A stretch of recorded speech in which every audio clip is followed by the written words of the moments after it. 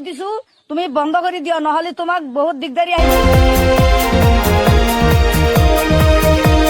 गोजोन्थों रायजोफोर दिनैहाय आं नोंथांमोननो मोनसे खौरां होलांनो सानदोंलै आरोखि ना।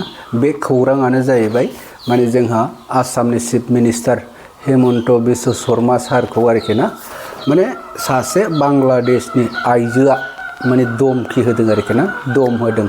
बे दमानो जाहैबाय माने दा सोलिबाय थानाय इलेक्सन जे मुसलमानफोरखौहाय इलेक्सन खालामगासिनो दङ, बे इलेक्सनखौ लानानैनो माने सासे आइजोआ हेमन्त बिश्व शर्मा सारखौहाय दम होदों आरोखि दै। बे भिडिअखौ आं नोंथांमोननो इन्ट्र'आव होबोखाबाय आरो दाबो देखायगासिनो दङ, नोंथांमोना नायलांबानो जाबाय।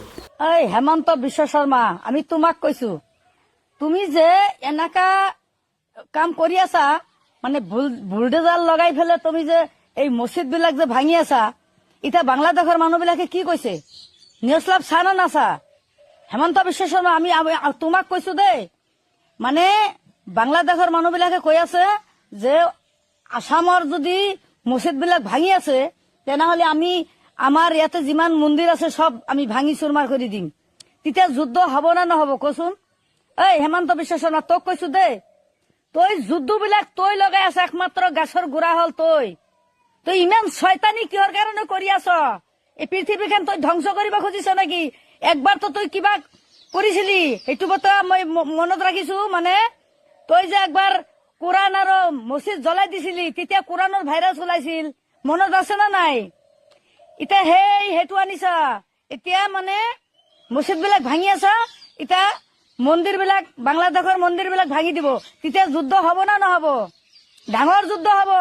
এই যুদ্ধ বিলাক কোনে লগাই আছে? একমাত্ৰ তই হেমন্ত বিশ্ব শৰ্মা, তই লগাই আছ। এইবিলাক কাম কিহৰ কাৰণে কৰ? এতিয়াও তই মাপ খোজ যে আমি আৰু যিখিনি কৰিব কৰিছো আৰু বাকী এতিয়া আমি আৰু মন্দিৰ চন্দিৰ মছজিদ চছজিদ এইবিলাক নাভাঙো, আমি ভাল হৈ গলো। ইটাৰ পৰা যদি তই ক্ষমা খোজা তথাপি তোৰ ৰক্ষা আছে, নহলে হেমন্ত বিশ্ব শৰ্মা তই ভাবিছ যে আমি বহুত পাৱাৰফুল মানুহ হয়। নহয়, তোৰ চাই পাৱাৰফুল মানুহ আছে, আল্লাহ ভগৱান আছে ওপৰত। পাৱাৰফুল তেখেতে হয় পাৱাৰফুল, তুমি পাৱাৰফুল নহয়। তুমি বেলেগ হলে মানুহৰ মানে বহুত মানে গৰ্বাত কৰি আছ মানুহক, মানুহৰ অসমৰ মানুহৰ মানুহ তুমি গৰ্বাত কৰি আছ, হিন্দু মুছলমান সকলোৰে গৰ্বাত কৰি আছ। এইবিলাক কৰাটো বন্ধ কৰি দিও, ইটাৰ পৰা কৈ দিছো তুমি বন্ধ কৰি দিও, নহলে তোমাক বহুত দিগদারি আহিব। नोंथांमोनाथ' माने भिडिअखौ नायलांखाबाय, मिथिखाबाय। माने बे आइजोआ बुंदों आरोखि ना, जेसेबांनाखि इलेक्सन खालामगासिनो दङ माने मुस्लिम हारिनि सुबुंफोरखौहाय आरोखि ना, दा बे इलेक्सन खालामनायखौ बन्द खालाम होननानै बुंदों आरोखि बे आइजोआ। नोंथांमोनाबो मिथिलांखाबाय, आरोबाव आं बुंबावनो सानदों आरोखि ना बेनि सोमोन्दैनो।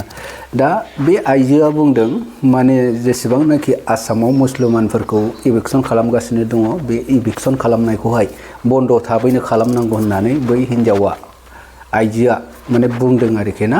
दा खालामाब्ला माने बन्द खालामाबा आरोखि ना, हेमन्त बिश्व शर्माखौ बुंहरदों थाबैनो बन्द खालामनांगौ। जुदि बन्द खालामाब्ला माने जेसेबांनाखि ओरैहाय बांलादेशआव हिन्दुफोर दङ, बे हिन्दुफोरनि माने मन्दिरफोरखौ गासैबो बुफाय बुसि खालामनानै सावनानै होगोन होनदों आरोखि ना।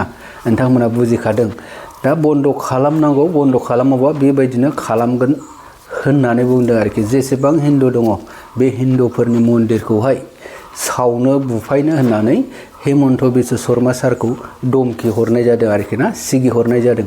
दा बेबायदिनो माने इलेक्सन गोबां जायगायाव सोलिगासिनो दङ, मुसलमानफोरखौहाय माबा खालामगासिनो दङ आरोखि ना, इलेक्सन सोलिगासिनो दङ।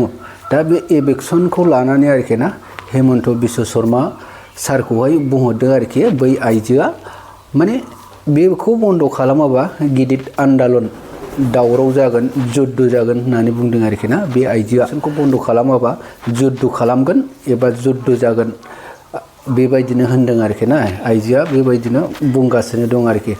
दा होमबा भिडिअखौ आं बारा गोलाव खालामला लोगोफोर, भिडिअआ दिनैनि भिडिअआ माने एसेनोसै, आरो उननि आपल'डआव जोंहा लोगो मोनफिनसिगोन।